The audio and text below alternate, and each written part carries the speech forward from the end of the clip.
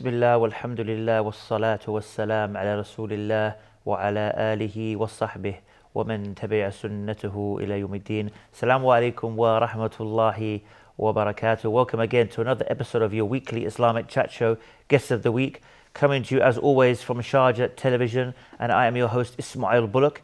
And today, inshallah, we will have a topic that talks about various acts or various aspects of worship. But before we do that, we'll introduce you to a guest who has been on Sharjah TV, but not for around 20 years. And that is Ustadh Sheikh Yahya. Assalamu alaikum. Wa alaikum assalam wa rahmatullahi wa barakatuh. Welcome to the show. Of course, as I mentioned many years ago on a previous show, with a previous presenter, may Allah have mercy on him, you used to come from time to time on the show. So I guess for most of the viewers, they wouldn't have seen you unless they've been around for 20 years watching this. Who knows, there could be some out there. So I guess before we go into today's topic, maybe you can make an introduction to yourself, who you are, as well as the fact you became a Muslim. Yes. So we always like to hear the stories. So maybe you can give an introduction about yourself for the first 5 or 10 minutes and how you became a Muslim. Bismillahir Rahmanir Rahim. Alhamdulillahi Rabbil Alameen. Wa usalli wa usallim ala al-mabuthi rahmatan lil alamin. Nabiyina Muhammadin wa ala alihi wa ashabihi wa man tabi'ahum bi ihsan ila yawmiddin. Amma ba'd. Assalamu alaikum, dear viewers. As I say, I grow up as a Christian by chance, but I became a Muslim by choice. As the hadith says of Prophet Muhammad sallallahu alaihi wasallam, that every child was born in a state of fitrah, in a state of Islam. It was their parents who made it to be Majusi or Christian or Jew. So we're all born as a Muslim, submitting to the will of the Creator, Allah subhanahu wa ta'ala. I was baptized in a church. I grew up with my family who were, we can say, a little bit religious because I have a brother who is a priest actually. Okay. So he's still a priest? He's an active priest? He's about to retire. Okay. But actually, he accepted Islam by secret. Okay, mashallah. He made the shahada with me. That's nice. So, my story about Islam is a little bit funny. As many of you know that we Filipinos, although we are short in height, but we are very ambitious. We have high ambition. We like basketball. Yes. Basketball is only for... That's famous. Yeah. And photography. Yeah, for tall photography. People. Yeah. Yeah, and you can see here in the UAE, all the parks here, full of Filipinos. There's a basketball court, Filipinos are there. And another sport is that the boxing. We have the 8th division champion, Manny Pacquiao, and he's training many soon to be inshallah world champions. He has his own production, MP Productions. So we love these two sports. So my story is this, that I used to watch the NBA. And at the time, it was at the peak of the career of Shaquille O'Neal and the Orlando Magic and Patrick Ewing and Charles Barkley. So they always bang when they play against each other. And that time, my wife gave birth to my son, third son. I wanted to name him, to be baptized in the name of Shaquille Patrick, a combination of the name of Shaquille O'Neal and Patrick Ewing. Okay. But 3 weeks before I will take him to the church for baptism, I saw him boxing on the air. So I said, you don't want to be a basketball player, you want to be a boxer. So I named him Muhammad Shaquille. I retained the name Shaquille. Okay. Because it's unique to me. The name Patrick is common. Shaquille is unique. So I named him Muhammad Shaquille. I took him to the church. Muhammad in the sense of like the famous boxer, yes, Muhammad Ali Clay. Okay. Not knowing about Prophet Muhammad sallallahu alaihi wasallam. Wow. So I went to the church with him, and the bishop in our city asked me, what is his name? I said, Muhammad Shaquille. He looked at me from head to 2 or 3 times. He asked me, what is his name? Muhammad Shaquille. And then he baptized the child. It's my choice to name a child. He cannot insist on his own.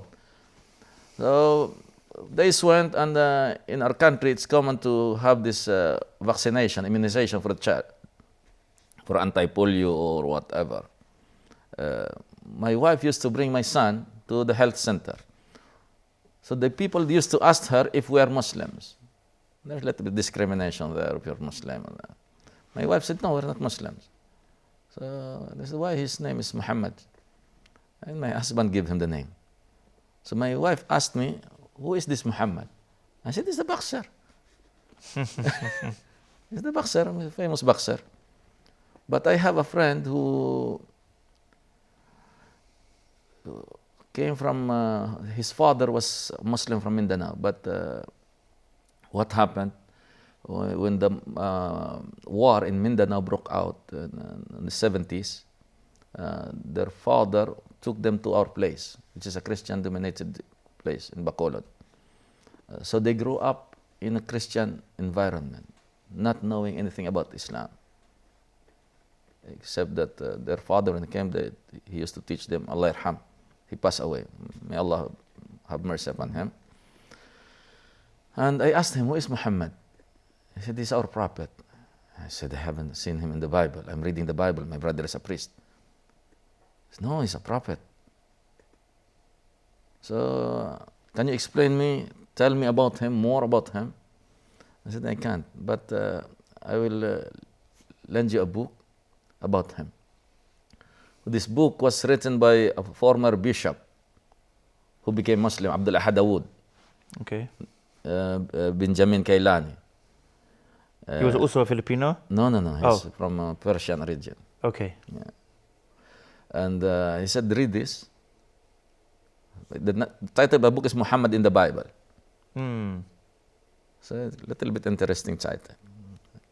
Muhammad in the Bible. So I have my own Bible. I said, I have to read this and compare the verses that the author has mentioned. Maybe he's just making up stories to promote his prophet. Whatever verses he mentioned in the book, it is there in the Bible. So I wanted to become Muslim.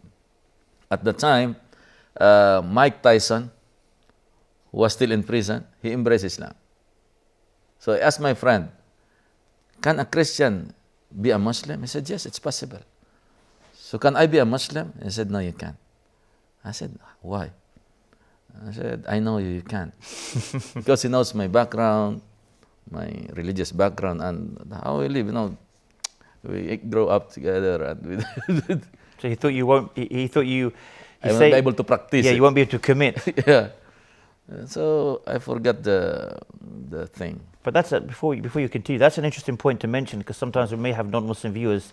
That's a wrong concept that many people have, Muslims as well as non-Muslims, that you can only become a Muslim if you know you're going to be perfect, you're going to follow all the rules. You know, we always say if you realize Islam is the truth, it's always better to be a Muslim who makes mistakes than to remain someone who's not a Muslim when they recognize the truth. Yes. This is worse. Yeah. This is more sinful. This is more bad in the eyes of Allah than the one who recognizes him as his Lord, but still has some weaknesses or some bad habits. We're all humans. We fall into error. That is why one of the attributes of Allah is forgiving. Yes. If we will not fall into mistake, we will not commit sins, whom is he going to forgive? True. So this is a misconception, as I have said. They have to realize that the greatest sin is setting up partners with Allah. Even in the Bible it was mentioned. In the Bible it was mentioned. The first commandment given to Moses says, you shall have no other gods besides me. You shall not make for yourself any graven images, whether created in heaven above, in the earth beneath, or the waters below. You shall not bow down to them or worship them. For I, the Lord your God, am a jealous God, punishing the children for the sin of the parents to the third and fourth generation of those who hate me, but showing love to 1,000 generations of those who love me and keep my commandments. This is the commandment in the Bible. The first commandment. Imagine, you are my father. You are my father. You killed someone. It's only you who will be punished. Right? But if you worship others besides the Creator, and you teach your children about this, according to the Bible, the punishment will be inherited up to the 4th generation. This is the worst sin, as Allah mentioned in the Quran, Inna shirka la dhulmun azim. Shirk, setting apart with Allah, is the greatest sin. Why it's the greatest sin? If I kill millions, I kill millions, can I hire a lawyer to defend me? Yes, because there is an international law, they say presumption of innocence. Everyone is presumed innocent unless proven guilty. So I have to face court. Maybe I did it by mistake, by accident, or whatever. If I killed number of people, maybe I will be accused of manslaughter, right? Genocide. I can find a lawyer to defend me. If I don't have the money to hire a lawyer, the government will provide for me. But when I commit shirk, who will be there to defend, to support me in front of Allah? So this is the greatest sin. So as we advise the non-Muslims, it's better, as I've said, better to be a Muslim, believing there's only one God, worshiping Him, and committing some sins, than to remain not acknowledging, not recognizing the Creator. Right? Because Allah said in the Quran, Inna Allah la yaghfiru ay yushraka bih wa yaghfiru maduna dhalika liman yasha. Allah will not forgive that partner should be set up with Him in worship, but He may forgive other sins other than shirk, other than idolatry, if He wish. So all the sins that we as Muslims does, we always said tahta masyiatillah, under the will of Allah. True. So he basically said to you when you asked him, can I become Muslim? He basically said no, because he thought you'll not commit or be a good Muslim. Because I used to drink as well. I used to do stuff, normal Filipino stuff. Okay. So, but Allah subhanahu wa ta'ala, He guides whom He wills and how He wills. Subhanallah. In the Philippines, we are number one customer of typhoon in Philippines. Minimum of 20 typhoons every month, every year. We name the typhoon according to alphabetical order. So, that time, there was a typhoon that happened, that passed through in our city, and my house was affected. So, I think that was January 1, that I decided to fix the kitchen. I bought some materials. Instead of going straight back home to fix the kitchen, I don't know, Allah subhanahu wa ta'ala knows everything. I went to the house in which the father of my friend used to pray the Jum'ah. Okay. So I went there and tried to ask something about Islam. I saw a man, he's working in Saudi Arabia, he's prostrating. It was already 8 o'clock in the morning. He's praying his Fajr. So he finished his Fajr and I said, sorry, I was not able to pray my morning prayer on time because I was disturbed by the fireworks yesterday night because it's New Year. I said, it's okay. And he said, what do you want? I said, I want to ask more about Islam. Can you educate me? I want to be a Muslim. So he informed me about the verses in the Bible. I said, no, I don't need this. I have a lot. I read something. I want you to tell me the belief of the Muslims. So he gave me the introduction. And the following day, I went again. Just going to hold you there. We're just going to go for a short break. Join us after this break.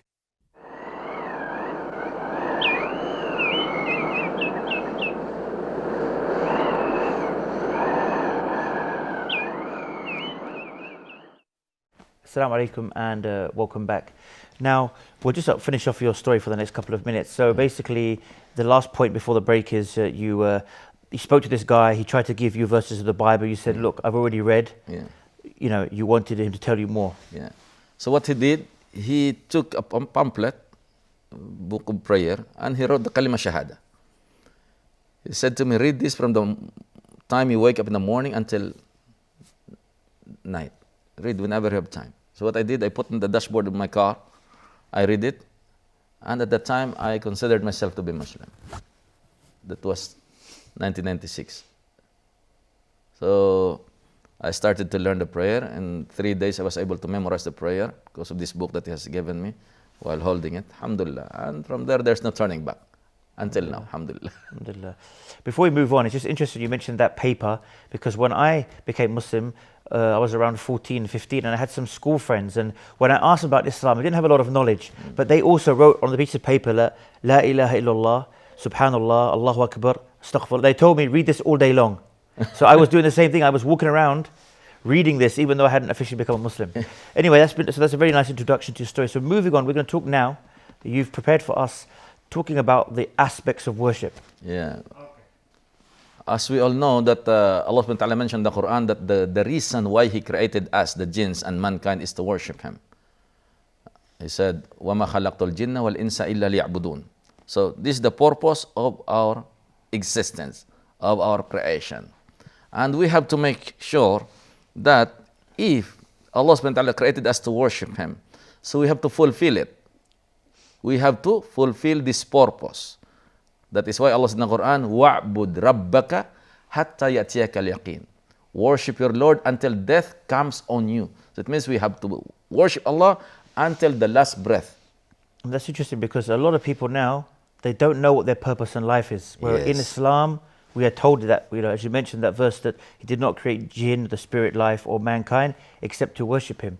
And then you mentioned about worship your Lord until certainty, meaning death comes. But we also know we have another verse that says that He is the one who created life and death to see which of you are best in your deeds. Yeah. So we have two clear goals here, that the purpose in life is to worship Allah and to do good deeds. Yes. And obviously you can only do good deeds if you have the belief in Allah and you're worshipping Him. Otherwise your deeds, are worthless. If you do good deeds but that you don't have that belief in correctly in Almighty God Allah, then in reality your deeds will be beneficial for the people or you yourself in this life, but they won't benefit you afterwards.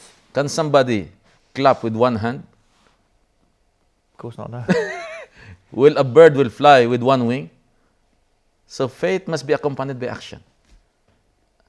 That is why every time Ibn Abbas radiallahu anhuma, he said there are 3 verses in the Quran that whenever the one is mentioned, the other one will be mentioned.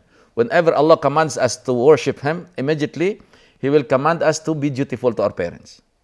Yeah. The second verse is that whenever Allah commands us to pray, immediately He will tell us to pay the zakah. The third verse, that whenever Allah says about belief, immediately righteous deeds will follow.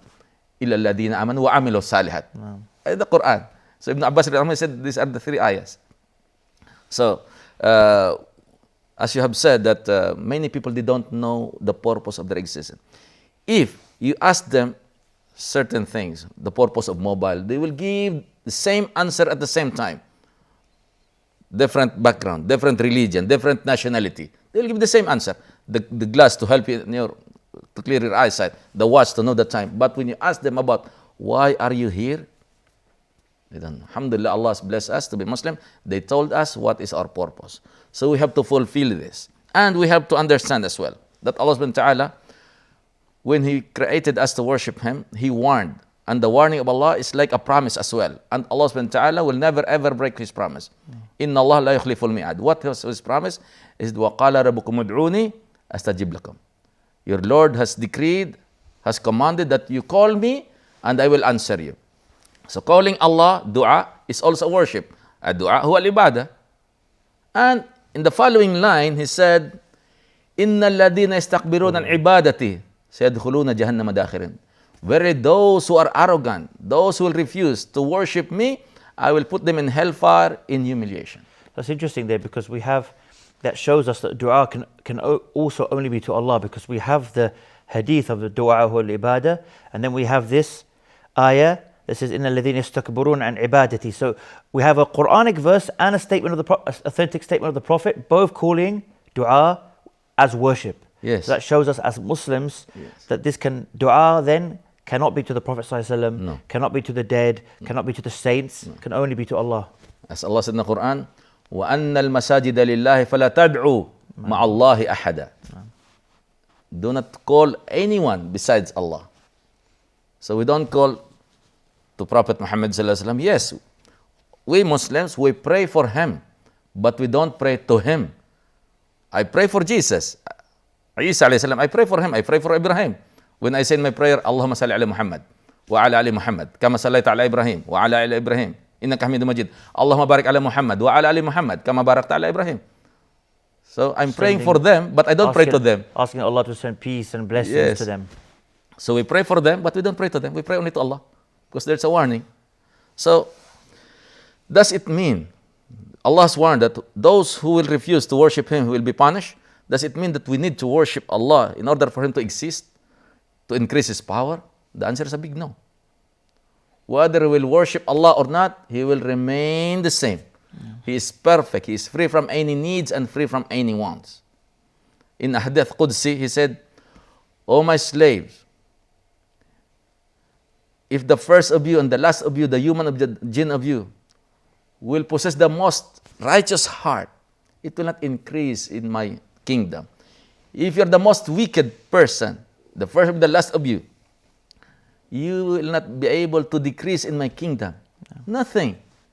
So it means whatever we do, whatever we say, whatever we intend is for us. The result will be ours. Because Allah says in the Quran, Ya ayuhan nas, antumul fuqara'u ilallah. Wallahu al-ghaniyul hamid. Oh, mankind, you are the one who is in need of Allah, and Allah is free of all needs. He is worthy of all praise. Yasha yudhibkum wa ya'ti bi khalqin jadid wa ma dhalika 'ala Allah bi aziz. If He wish, He can destroy you and put you in another creation, and that is not difficult for Allah. So it means whatever we can say worship, as Sheikh al-Islam Ibn Taymiyyah rahimahullah, he give the definition of worship as that is anything that Allah loves and is pleasing to Him, whether by speech, action, or intention, that is worship. Yeah. So this worship can be divided into 5 types. And we have to understand that Allah does not need this worship. It's for us. We speak good, people speak good to us. We do good to others, people do good. If not the same person, Allah will use somebody else to reciprocate what they have done. I mean, even mentioning this for us, even the 5 daily prayers, the most important act of worship for us, that we do, that we perform.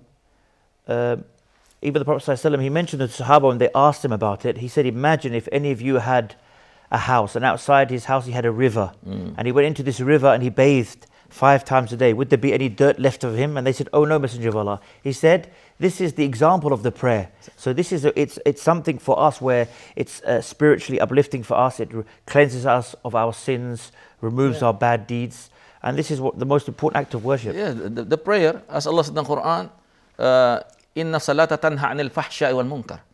The prayer stops you from committing obscenity and evil.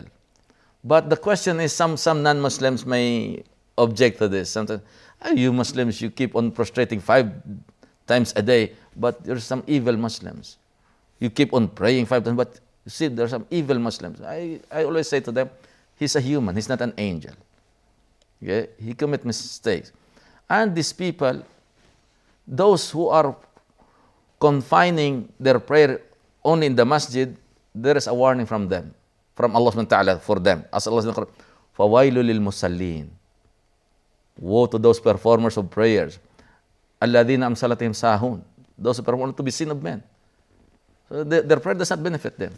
Prophet Muhammad maybe a person may get from his prayer half of it, or 1/4, or 1/8 of it. Because there is no, first is khushu', no humility. One of the elements of prayer is khushu'. قَدْ أَفْلَحَ الْمُؤْمِنُونَ الَّذِينَ فِي صَلَاتِهِمْ خَاشِعُونَ. It's impossible for a person to pray, his body is in the carpet, and his mind is in the other planet. Rushing. After the Imam say Taslim, he will, I have something to do. Subhanallah. He won't get the real essence or benefit of the prayer.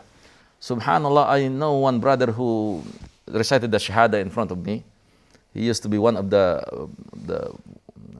he has a position in the church, local church in Philippines. The founder of this church claimed that he was also a messenger of God. Allahu Akbar. He became Muslim, and I took him to the masjid. When he knows how to pray, he said to me, the first time in my life that I really understood the real meaning of prayer. I said, why? I said, I never felt this in our church. I said, why? I said, when you go to the mosque, finish. You're alone with your Creator. But in our church, you have to listen to some songs, listen to this and that, dancing. No, there's no humility. So these people who does not practice khushu, subhanallah, they ruin lose their time. But still, inshallah, Allah will accept from them. So this prayer is not for Allah. This is for us, the benefit, not for anyone. Because even the sacrifice, Allah said in the Quran, لَا يَنَالَ اللَّهَ لُحُومُهَا وَلَا دِمَاؤُهَا. The meat nor the blood reaches Allah. When you sacrifice an animal, when you offer a sacrifice, it's not just Allah, the blood or the meat, but our piety, our righteousness, our obedience to Him reaches Him. So now, even our acceptance of Islam, it does not benefit Allah. Saying, I became Muslim, so do you think the power of Allah will increase? No. At the time of Prophet Muhammad sallallahu alaihi wasallam, these people, they're saying, oh, we embrace Islam, Ya Rasulullah, as if they are making him guilty, sallallahu alaihi wasallam. So Allah said in the Quran, يَمُنُّونَ عَلَيْكَ أَنْ أَسْلَمُوا. They took as favor for you, Muhammad sallallahu alaihi wasallam, because they became Muslim. Don't tell them, don't say that you are doing favor. But instead it is Allah He did the favor on you, for He has guided you to the faith. SubhanAllah. So now, as I have mentioned, that worship has 5 divisions. We say ibadatun qalbiyah. Ibadatun qalbiyah, worshiping Allah by our heart.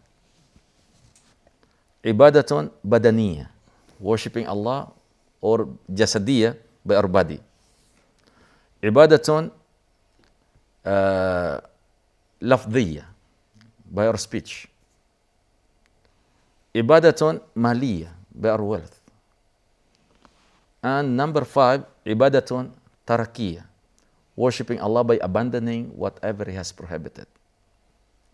So we'll go to the first division, ibadatun qalbiyah. Why I started with this? Because the heart is the center of all.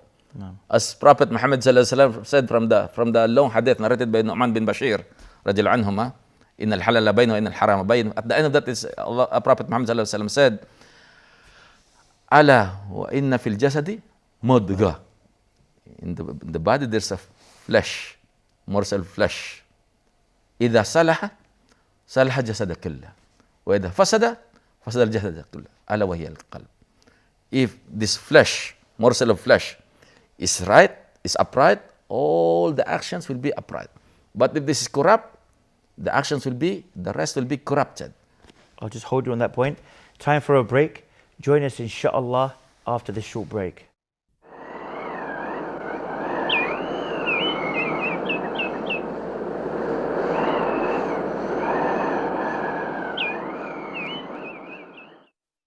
Assalamu alaikum and welcome back. So just before we went to the break, we were mentioning that the first category, the actions or the worship of the heart, and you mentioned the hadith that if indeed there is in the body a morsel of flesh, if it's correct or upright, the whole body is correct and upright, as in the person, his actions, and if it's corrupted, then he will be corrupted. Yes. And that is the heart. Yeah, that is the heart. And Prophet Muhammad sallallahu alaihi wasallam said, "At-taqwa hahuna."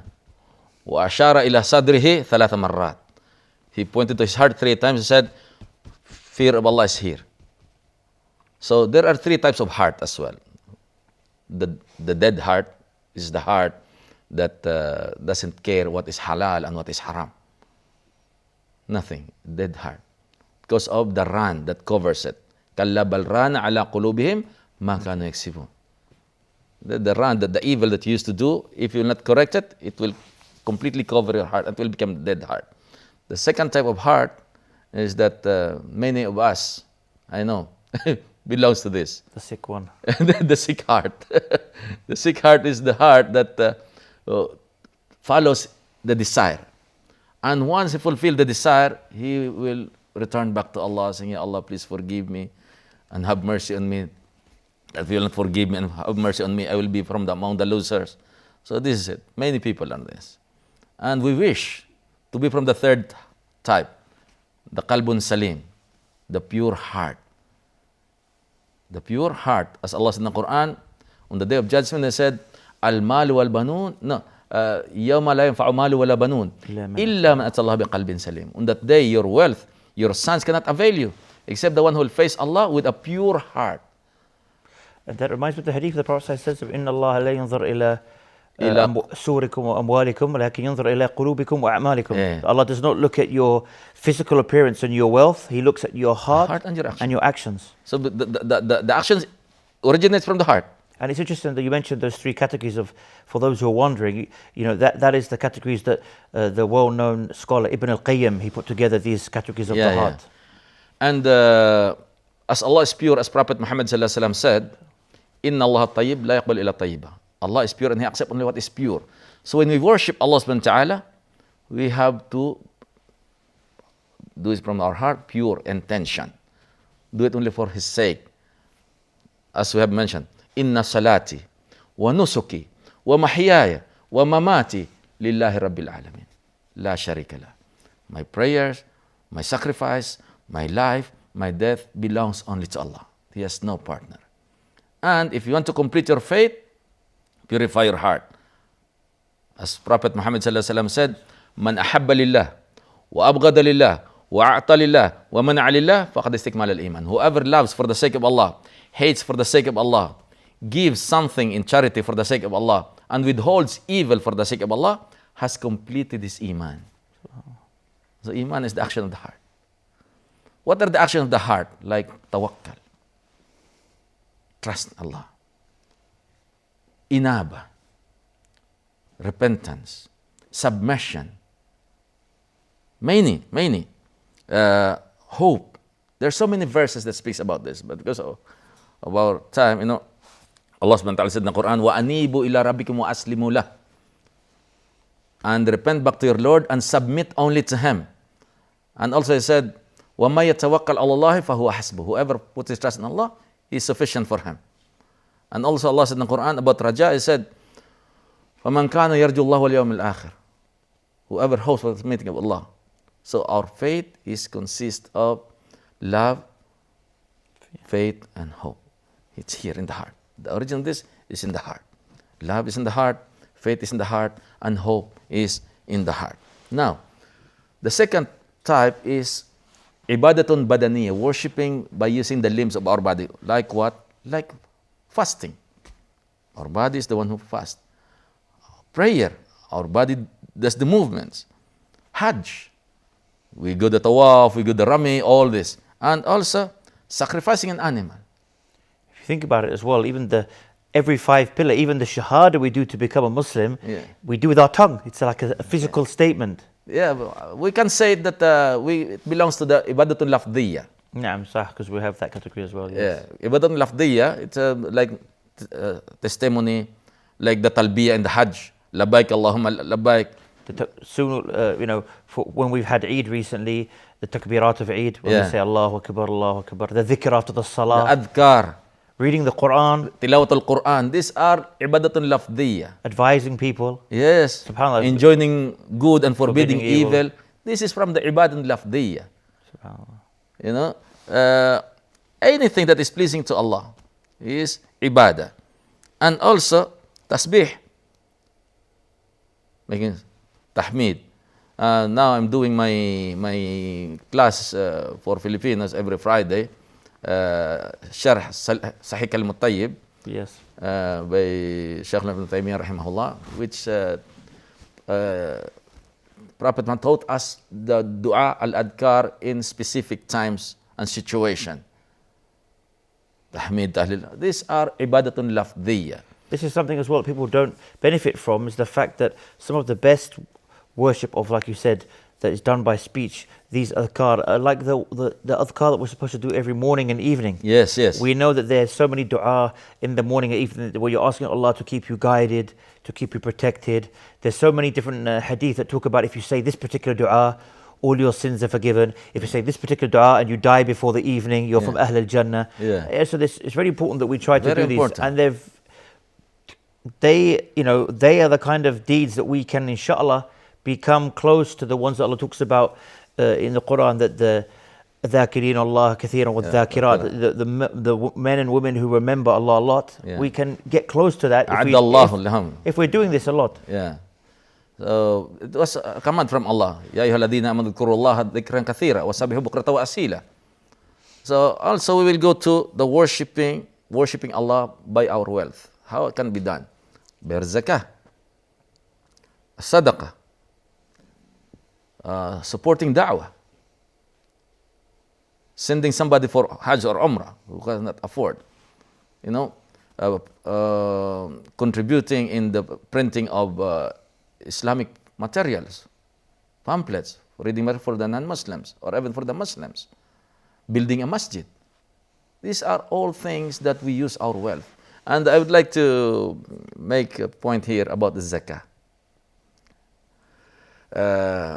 Zakah, who gets the benefit? The one who gives or the one who receives? The one who gets the benefit more? A good question. I mean, I would say the one who gives. Yes. He gets the benefit. Why? If you are the one who gives me the zakah, your zakah, 10,000 dirhams. Okay. What I will do with the 10,000 dirhams? In 5 minutes, I can finish this. I can go to an electronic shop, I will buy one iPad and one iPhone, finish. But when you give me this money, I will say to you, Barakallahu lak fi ahlika wa malik. May Allah will bless you in your wealth and in your family. Wa jazakallahu khaira. I'm praying to Allah to give you the best reward. Is there any reward better than paradise? No, of course not. So is paradise equivalent only to 10,000 dirhams? And not just that, the person, he is fulfilling one of the obligations, one of the pillars of Islam, the essential pillars of Islam.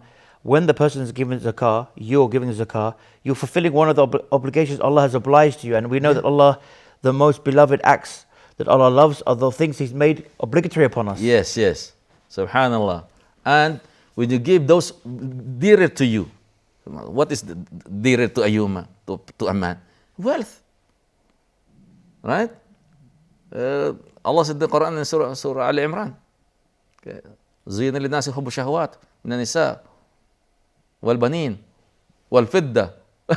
Right? Subhanallah. These are things that these are زينة الحياة الدنيا, the wealth. المال والبنون زينة الحياة الدنيا. That reminds me, if I can remember the verse correctly, which the scholars say this is like a real, that you won't experience true righteousness unless you do this at least once, which is the ayah that says, لَمْ تُنَالِ الْبِرَّ لن تنالوا البر حتى تنفقوا مما تحبون.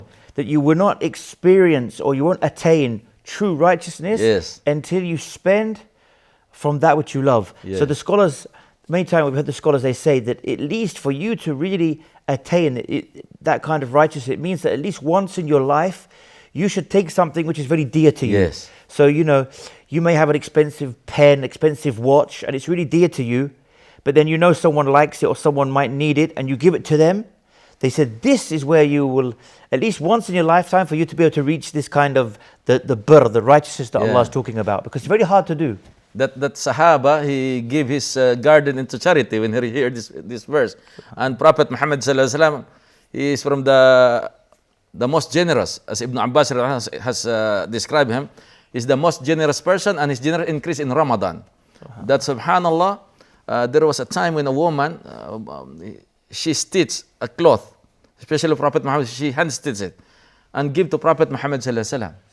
And one man came and asked this cloak from him. So he's generous, he gave. And the Sahaba wanted to, they were upset with the man. He said, why? You know that Prophet Muhammad cannot refuse. Why have to ask? He said, no, I'm not asking this to get benefit of it, that I will wear it. I want this to wear when I die, to cover me when I die. It happened, alhamdulillah.